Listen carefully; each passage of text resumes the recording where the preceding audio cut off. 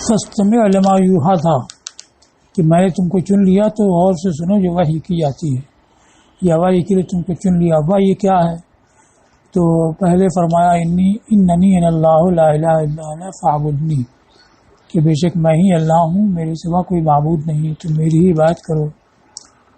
واقم الصلاۃ لذکری، اور میرے ذکر کے لیے نماز قائم کرو۔ اب لذکری میں کئی معنی ہو سکتے ہیں، ان کو بیان کیا، یہ 6 معنی ذکر کیے ہیں۔ تو 5 میں تو ذکر وہی صلہ ہوگا سببیت کے لیے، ذکر کے لیے نماز قائم کرو، اور 6 میں لام جو ہے وقتیہ ہے، یعنی ذکر کے وقت پر نماز قائم کرو۔ اب ذکر یذکر ذکرن یہ فعل آتا ہے، اور ذکر مصدر ہے، اور یا مضافلہ ہے، ذکر مضاف ہے اور یا مضافلہ ہے، تو یا تو مصدر مضاف ہے مفعول بہ کی طرف، تو مطلب ہوگا کہ لتذکرنی فیہا، تو مصدر کی اضافت مفعول کی طرف ہے، اور جو فاعل ہے ذکر کا مخاطب ہے وہ محذوف ہے، تاکہ تم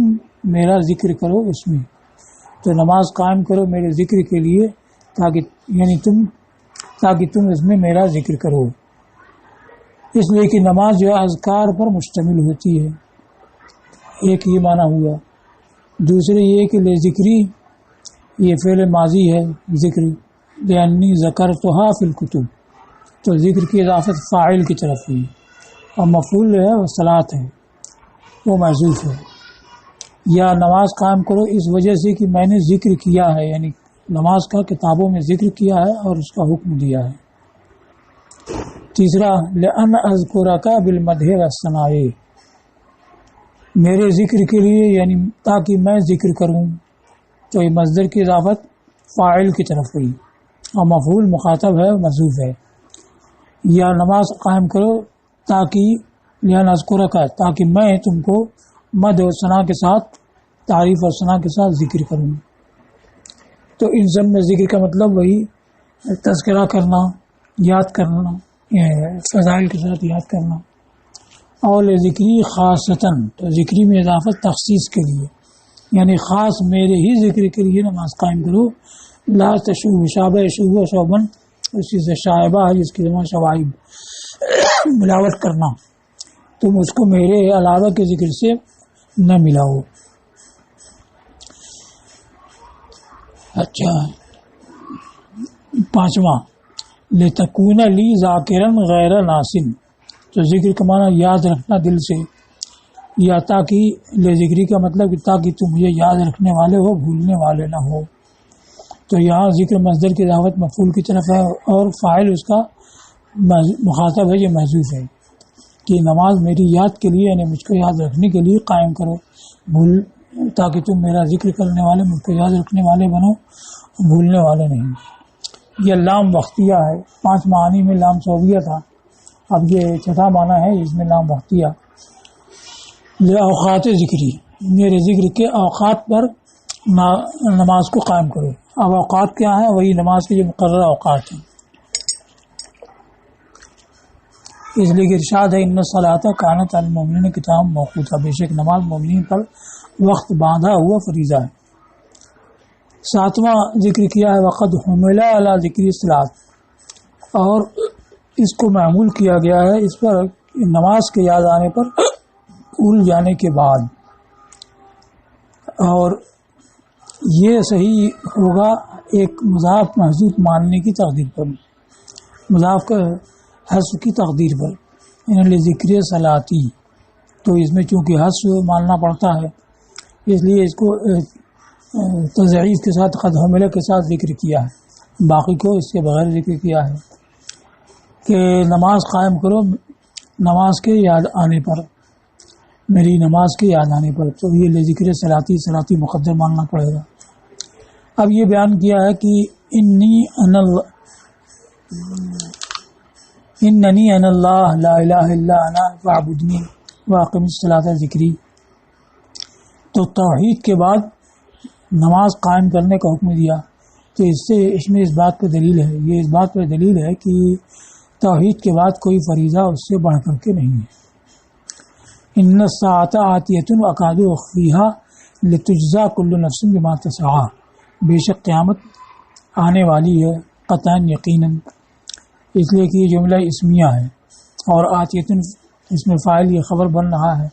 تو اس سے تاکید تحقیق کا معنی پیدا ہوگا، یعنی ضرور یقیناً آنے والی ہے۔ قریب ہے کہ میں اس کو چھپا رکھوں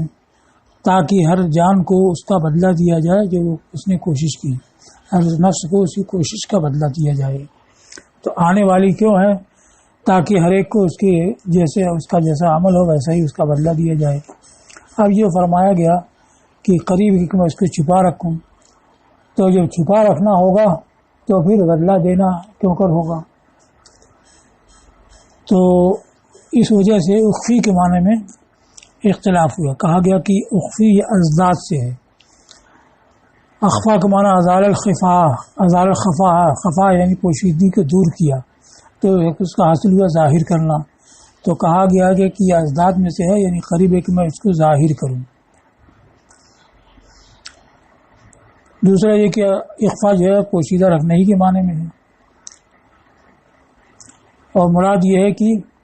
اس کو بندوں سے چھپا رکھوں گا اس طریقے سے کہ یہ تو ظاہر ہوگا کہ قیامت آئے گی، لیکن کب آئے گی اس وقت کو میں مخفی اور پوشیدہ رکھوں گا، کیونکہ اس میں فائدہ ہے کہ جب اصل وقت قیامت نہیں معلوم ہوگا تو ہر وقت اس سے خوف پر رہیں گے اور اس کی تیاری کے لیے کوشش کریں گے۔ یا مطلب ہے استرها عن العباد، یہ قریب ہے کہ میں اس کو بندوں سے چھپا رکھوں تو نہ کہوں کہ یہ آنے والی ہے،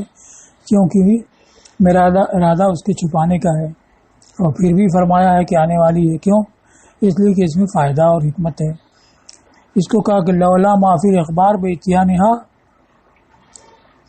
لما اخبرتو بھی، لما اخبرتو یہ لولا کا جواب ہے،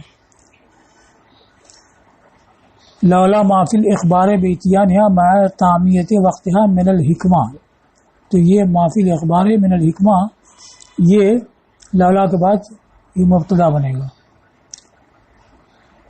کہ اس کے آنے کی خبر دینے میں اس کا وقت پوشیدہ رکھنے کے ساتھ، ہمیں یا اما کو اندھا ہونا،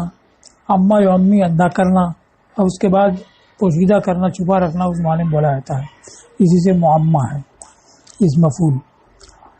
اور اگر اس کے آنے کی خبر دینے میں اس کا وقت چھپا رکھنے کے ساتھ حکمت نہ ہوتی، حکمت کیا ہے بیچ میں بتا دیا کہ وہ جب جانیں گے نہیں کہ کب قائم ہوگی تو ہر وقت اس سے خوف پر رہیں گے، کھانے والا وجہ محفل ہے، تو اگر یہ حکمت نہ ہوتی لما اخبار سے بھی تو میں اس کی خبر بھی نہیں دیتا کہ آئے گی، لتجزا تاکہ بدلہ دیا جائے ہر نفس کو اس کی کوشش کا۔ تو یہ لتجزا متعلق عطیہ سے، آنا کیوں ہوگا؟ جزا کے لیے۔ ما تسعی ما مصدریہ ہے، ایک تفسیر کی بسعیہا، ہر نفس کو اس کی کوشش کا چاہے بھلی ہو یا بری ہو اس کا بدلہ دیا جائے۔ اب اس کے بعد ہے فلا یصدنک عنہا من لا یؤمن بہا، من لا یؤمن لا یصدن کا فاعل ہے اور کا یہ مفعول بھی ہے، تو ہرگز تم کو اس سے نہ روکے وہ جو اس پر ایمان نہیں رکھتا اور اپنی خواہش کے پیچھے چلا، فتردا کہ تم ہلاک ہو جاؤ۔ تو اب قیامت سے تو کوئی روک نہیں سکتا ہے، وہ تو اللہ کی طرف سے مقرر ہے، وہ آ کر کے رہے گی، کوئی روکنے والا تو روک نہیں سکتا ہے۔ تو قیامت سے روکنے کا کیا مطلب ہے؟ قیامت کے لیے عمل سے روکنا، یا ہاں سے مراد ہے اقامت صلاۃ جو اس سے پہلے مذکور ہے، اقامت صلاۃ سے نہ روکے یا ایمان بالقیامت سے نہ روکے۔ اب یہ بھی کیسے خطاب تو ہے موسیٰ علیہ السلام سے ہے، تو انبیاء کو کوئی بھی عمل سے، آخرت کے لیے عمل سے روک نہیں سکتا ہے، اور ایمان سے تو بدعیانہ نہیں روک سکتا ہے، تو مراد امت ہے یا ہر سننے والا، یا ہر سننے والے سے کہا گیا کہ تم کو قیامت پر ایمان لانے سے یا اس کے لیے عمل کرنے سے یا نماز قائم کرنے سے نہ روکے وہ جو اس کو نہیں مانتا۔ تو تفسیر کی فلا یصرفنک، سد روکنا، تو تم کو ہرگز بات نہ رکھے قیامت کے لیے عمل کرنے سے یا نماز کے قائم کرنے سے یا قیامت پر ایمان لانے سے، من لا یؤمن بہا وہ شخص جو اس پر ایمان نہیں رکھتا۔ تو اس میں خطاب تو موسیٰ علیہ السلام سے ہے لیکن مراد ان کی امت ہے۔ لا یصدقو بہا ایمان کا معنی تصدیق، جو اس کی تصدیق نہیں کرتا ہے، واتبع ہوا اور اپنی خواہش کے پیچھے چلا اس کے حکم کی مخالفت میں، فتر دردن ہلاک ہونا اسی سے ہے کہ اگر ایسا ہوگا تو ہلاک ہو جائے گی۔ اب یہ دوسرا ایک واقعہ ہے جو اسی وادی طوا میں پیش آیا کہ ایک تو یہ وحی کی گئی، دوسرے ان سے فرمایا گیا کہ وما تلک بیمینک یا موسیٰ، کہ وہ تمہارے ہاتھ میں، داہنے ہاتھ میں کیا ہے اے موسیٰ۔ اب اس کی ترکیب کہ ما مدعا ہے، تل کا خبر ہے، بے یمینک کی حال ہے، یعنی قارتن بے یمینک یا ماخوذتن بے یمینک۔ اب یہ قارتن یا ماخوذتن جو بھی ہوگا تو اس کے لیے عامل چاہیے، عامل کہاں ہے؟ نہ ما عامل ہے نہ تل کا عامل ہے، تو اس کو کہا کہ اس میں اشارہ میں جو شیروں کا معنی ہوتا ہے وہ معنی عامل ہے، جیسے ہذا بالی شیخن، یعنی وہ شیرو بالی شیخن، تو وہی اس میں اشارہ کا جو معنی ہے وہی حال میں عامل ہوگا۔ ما مطلع تلکا اس کی خبر ہے، اور یہ تلکا جو ہے حاضی کے معنی میں ہے، اس وجہ سے کہ موسیٰ علیہ السلام بھی قریب تھے، وہی مخاطب تھے، اور ان کا عصا بھی ان سے قریب ہی تھا، ہاتھ میں تھا، تو اس کے لیے حاضی ہونا چاہیے، مگر تلکا اس میں اشارہ بعید کا آیا، وہ اس لیے کہ حضرت موسیٰ علیہ السلام رب کے کلام کی طرف متوجہ تھے اور عصا کی طرف کوئی توجہ نہیں تھے، تو گویا کہ عصا ان سے دور ہے، اس لیے دور کے لیے جو اس میں اشارہ ہوتا ہے تلکا وہ آیا۔ تو یہ تلکا حاضی کے معنی میں بے امینی کی یہ حال ہے جس میں اشارے کا معنی، تلکا میں جو اشارے کا معنی ہے وہ عامل ہے، یعنی قارتن یا ماخوذتن بے امینی، چاہے مجرور کے کسی کے متعلق ہوا، قرار پذیر یا پکڑا ہوا، تمہارے ہاتھ میں کیا ہے۔ دوسرا یہ کہ تلکا موصول ہے اور بے امینی کو اس کا صلہ ہے، یہ اہل کوفہ کے طور پر ہوگا جن کے یہاں یہ ہے کہ ہر اس میں اشارہ اس میں موصول بن سکتا ہے، یعنی ملتی بے امینک اس معنی میں، تو تلکا معنی التی موصول ہو جائے گا، بے امینک یعنی ثابتتن یا قارتن بے امینک یہ صلہ ہو جائے گا۔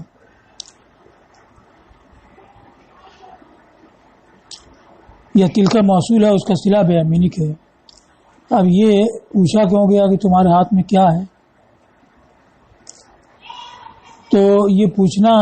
تنبیہ کے لیے تاکہ اس سے معجزہ ضبط اور تحقیق کے بعد واقع ہو، یعنی جب یہ اژدہا کی صورت میں تبدیل ہو جائے تو حضرت موسیٰ علیہ السلام کے یقین رہے کہ وہی جو میرے ہاتھ میں عصا تھا وہی اژدہا ہوا، کہیں اور سے نہیں آ گیا، تو اس میں تحقیق اور جانچ کے بعد ہی معجزہ ان کے سامنے آئے گا۔ یا یہ سوال ہے توتین، ان کو قرار اور سکون دلانے کے لیے، تاکہ اس کا سانپ کی صورت میں پلٹ جانا، بدل جانا خوف زدہ نہ کرے، اعلیٰ اولو خوف زدہ کرنا، تاکہ ان کو خوف زدہ نہ کرے اس کا سانپ کی صورت میں بدل جانا۔ تو پہلے ہی سے اطمینان دلا دیا گیا کہ یہ عصا ہی ہے اور وہی سانپ ہوا ہے۔ یا یہ سوال للإیناس برفع الہیبہ للمکالمہ، کہ ہم کلامی کے لیے انس پیدا کرنے اور ہیبت ختم کرنے کے لیے ایک الگ سوال کر دیا گیا تاکہ اس سے انس پیدا ہو جائے، ہیبت جاتی رہے، پھر اس کے بعد اگلی بات ہو۔ تو عرض کیا کہ یہ عصا ہے، یہ میرا عصا ہے، اتوکل علیہا وأحش بہا علی غنمی ولی فیہا مآرب اخری، کہ میں اس کے اوپر سہارا لیتا ہوں اور اس سے اپنی بکریوں پر پتیاں جھاڑتا ہوں۔ دو کام بتا دیے اور باقی کو مجمل کر دیا، ولی فیہا مآرب اخری، اور اس میں میرے اس میں اور بھی کام ہیں۔ اتوکل کا معنی اعتمد علیہا، میں اس کے اوپر سہارا لیتا ہوں جب تھک جاتا ہوں، اعیان تک جانا اور تکا دینا یہاں لازم ہے۔ یا وقفت علی راس القطیع، قطیع کہتے ہیں جانوروں کے گلہ کو، یا جب بکریوں کے گلے پر ٹھہرتا ہوں، کھڑا ہوتا ہوں۔ وَإِنَّ تفرہ اکثر ضربہ سے جست لگانا، یا سہارا لیتا ہوں جست لگانے کے وقت۔ وَأَحُشُّ بِهَا عَلَى غَنَمِي، حشہ کا معنی بیان کیا اخبط ورق الشجر علی غنمی، میں اپنی بکریوں پر درخت کے پتے جھاڑتا ہوں تاکہ بکریاں کھائیں۔ وَلِيَ فِيهَا مَآرِبُ أُخْرَى، یہاں دو قرأت ہیں، لی اور لیا، تو لیا امام حفص کی ہے، باقی لوگوں کی لی فیہا، جیسے غلامی ہے غلامی ہے۔ معارف کو بتایا کہ یہ معروبہ بالحرکات الثلاث، یعنی بالحرکات الثلاث فی الراء، معارف یہ ہے معربہ معربہ معروبہ۔ تو معربہ جو تینوں حرکتوں راء کی تینوں حرکتوں کے ساتھ ہوتا ہے اس کی جمع ہے معارب، اس کا معنی حاجت کام۔ اخرا اور قیاس ہے اخر، کیونکہ معارف جمع ہے تو اس کی صفت جمع آنی چاہیے، مگر بجائے اخر کے اخرا آیا، کیونکہ جمع کو واحد مؤنث کے حکم لے کر کے کبھی اس کی صفت واحد مؤنث لائی جاتی ہے، کبھی جمع لائی جاتی ہے، اور اس میں فاصلہ کی رعایت بھی ہے۔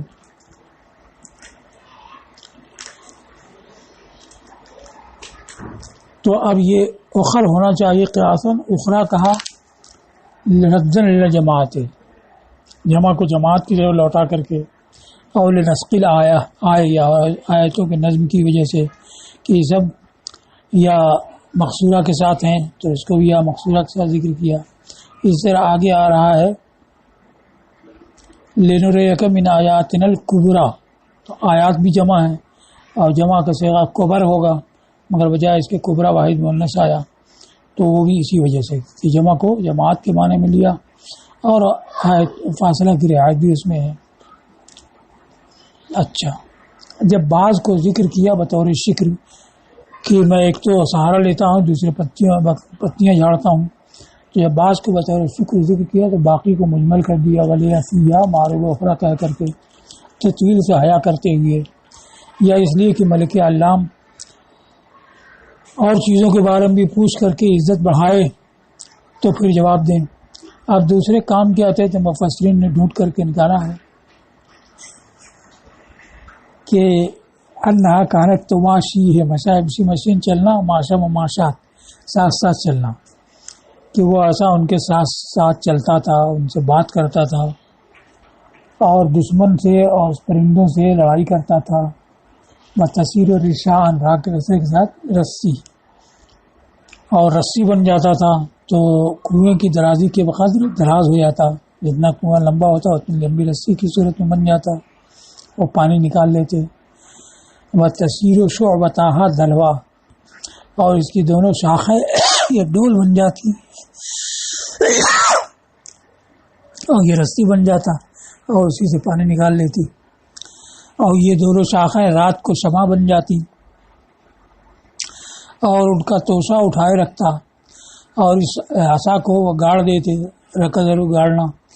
تو وہ پھل لاتا جس کی وہ خواہش کرتے، اور کہیں گاڑ دیتے تو پانی کا چشمہ پھوٹ پڑتا، اور اٹھا لیتے تو خشک ہو جاتا، نظم ینزل خشک ہونا۔ وکانت تقی الحوام میں، اور ان کو کیڑوں مکوڑوں سے بچاتا تھا، تو یہ اور کام اس کے تھے۔ اس پر کہا ہے کہ یہ سب اگر امور اس سے انجام پاتے تو اژدہا ہونے کے وقت حضرت موسیٰ علیہ السلام کو خوف نہ ہوتا، حالانکہ ان کو خوف ہوا کہ فیضا یہ ہے کہ تم تسعی قال خذها ولا تخف ونعيدها سیرتها الاولى، تو اگر پہلے ہی سے وہ درخت ہو جاتا کبھی اور دوسرے سارے کام میں لڑائی کرتا تو اژدہا ہونا اس کے سامنے کوئی عجیب بات نہیں تھی۔ اور زیادت الجواب، اور جواب پر اضافہ، یعنی سوال تو اتنا ہی تھا کہ ماتل کا بھی امین، تو یہ عصایا اس کا جواب کافی تھا، لیکن جواب پر اضافہ نعمت کے بطور شکر نعمتوں کے شمار کے لیے، یا یہ کہ ایک دوسرے سوال کا جواب ہے کہ جب انہوں نے کہا ہے عصایا تو فرمایا گیا کہ ما تصنعوا بہا، اس سے کیا کام لیتے ہو، تو اس کی منفعتیں گنانے لگے۔ فرمایا القیہا یا موسیٰ، اے موسیٰ اس کو ڈال دو، یعنی اطرح عصاک، اپنے عصا کو ڈال دو تاکہ تمہیں اسی سے گھبراہٹ ہو جس پر سہارا لیتے ہو، تو تمہیں ہمیں اقرار نہ ہو مگر ہماری ذات سے، اور تاکہ تم اس کے اندر وہ معارف کی یعنی کاموں کی حقیقت دیکھو، کنہا ما فیہا من المعارف، تاکہ دیکھو اس کی حقیقت جو اس میں کام ہیں، تو ہمارے اوپر مقاصد میں اعتماد اور بھروسہ کرو۔ تو انہوں نے حکم کے مطابق ڈال دیا۔ فیضا ہی حیۃ تسعیٰ، تو جبھی وہ سانپ ہوا دوڑتا ہوا۔ تسعا کا معنی تمشی سریعا، تیزی سے دوڑتا ہوا، یعنی چلتا ہوا تیزی سے۔ کہا گیا کہ وہ ثعبان کے معنی اژدہا، وہ اتنا بڑا اژدہا بن گیا کہ چٹانوں کو درختوں کو نگل جاتا۔ تو جب انہوں نے اس کو دیکھا کہ ہر چیز کو نگلے جا رہا ہے تو انہیں خوف ہوا، تو فرمایا گیا کہ خوف نہ کرو اور پکڑ لو۔ اب یہاں سوال ہے کہ اس سورہ میں سورہ طٰہٰ میں آیا فَإِذَا هِيَ حَيَّةٌ تَسْعَىٰ،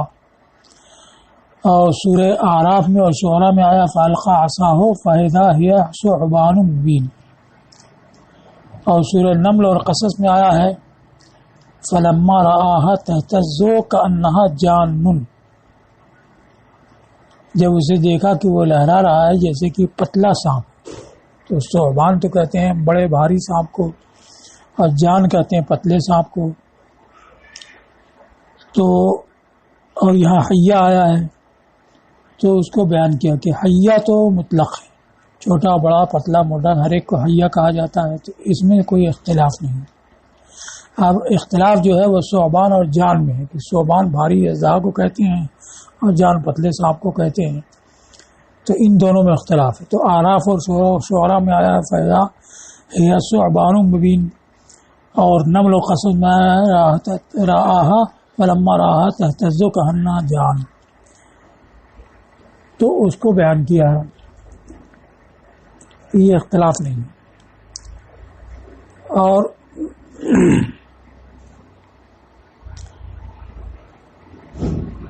اصل میں وہ تو ثعبان یعنی اژدہا کی شکل ہی میں بدلا، اور جو نمل اور قصص میں آیا ہے فَلَمَّا رَآهَا تَهْتَزُّ كَأَنَّهَا جَانٌ، تو یہ نہیں فرمایا ہے کہ فَإِذَا هِيَ جَانٌ، بلکہ یہ تَهْتَزُّ كَأَنَّهَا، تو اعتزاز میں اس کو جان سے تشبیہ دی ہے۔ تو ہو سکتا ہے کہ جسم و جثہ کے لحاظ سے تو بھاری اژدہا ہو، لیکن تیزی اور چستی کے لحاظ سے وہ پتلے سانپ کی طرح ہو، اور اسی بارے میں تشبیہ دی گئی ہے فَلَمَّا رَآهَا تَهْتَزُّ كَأَنَّهَا جَانٌ، کہ جب اس کو لہراتا ہوا دیکھا پتلے سانپ کی طرح، یہ نہیں فرمایا گیا کہ پتلا سانپ ہو گیا۔ تو ان دونوں میں کوئی اختلاف نہیں ہے۔ اب اسی کو ذکر کیا ہے کہ یہاں پر حیہ سے موصوف ہوا، اور ثعبان سے ثعبان کے العظیم من الحیات، سانپوں میں سے جو بڑا ہو، اور جان سے موصوف ہوا، جان کیا دقیق پتلا،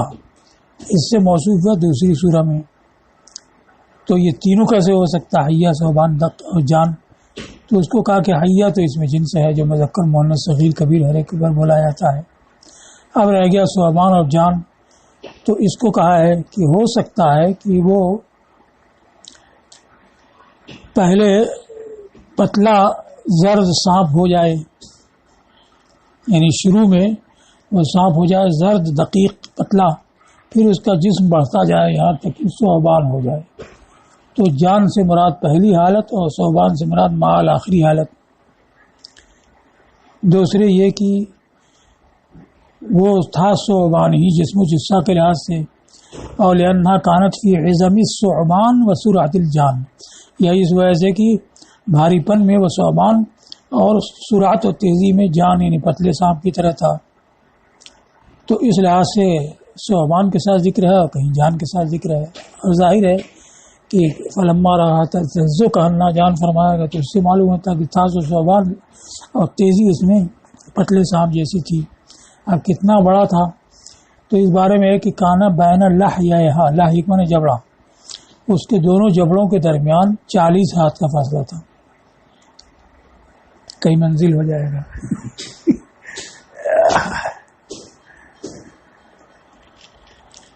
جب رب تعالیٰ نے ان سے فرمایا خذھا ولا تخف بلغ من ذہاب خوفہ، تو ان کا خوف کا جو نا جانا اس حد تک پہنچا کہ اپنا ہاتھ اس کے منہ میں داخل کر دیا اور اس کے جبڑوں کو پکڑ لیا۔ سنعیدھا سیرتھا الاولی، یعنی سنردھا سیرتھا الاولی، ہم اس کو اس کی پہلی حالت پہ پلٹا دیں گے۔ سیرہ کا معنی بیان کیا ہے، اولا تو اول کا مؤنث ہے، اب سیرہ سارا ہے، سیر و سیرن سے ہے جس کا معنی چلنا، اور سیرتن فعلتن کے وزن پہ جیسے جلستن بیٹھنے کی حالت، سیرتن چلنے کی حالت، تو اصل میں روش اور حالت کے معنی میں ہے، پھر اس کے بعد مطلق حالت کے معنی میں بولا گیا۔ تو سیرت اصل میں وہ حالت ہے جس کے اوپر انسان ہوتا ہے، غریزی یعنی طبعی اور فطری ہو یا کسبی ہو، اور اصل میں سیرہ کا لفظ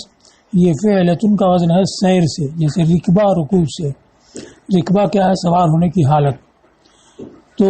خاص چلنے کی حالت اس کا معنی ہوگا۔ ثم استعملت بمعنی حالت اور طریقہ، پھر مطلق حالت اور روش کے معنی میں استعمال ہوگا۔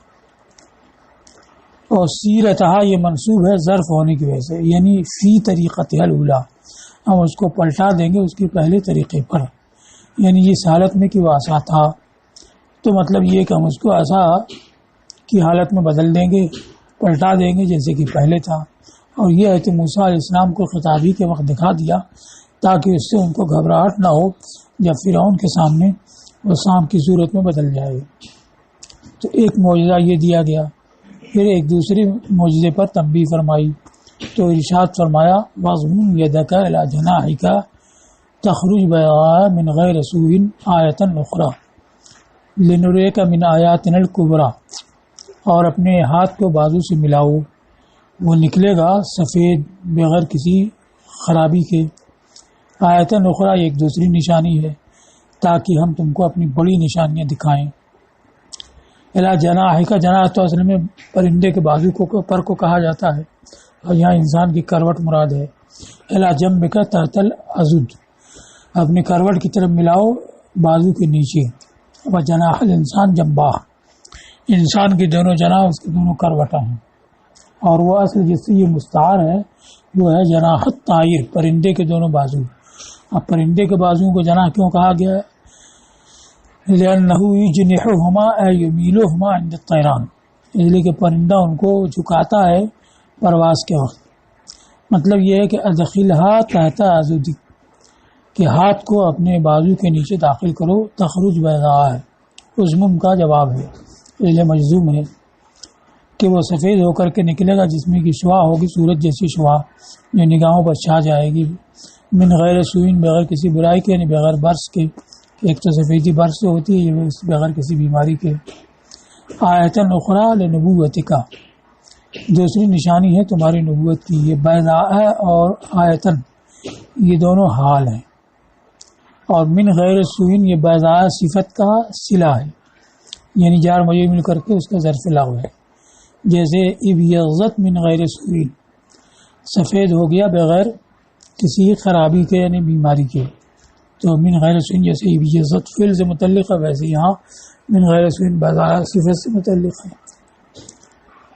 اور ہو سکتا ہے کہ آیتن اخرى میں جو آیتن ہے ایک فعل محذوف سے منصوب ہو، اور اس فعل محذوف سے امر کا تعلق ہے،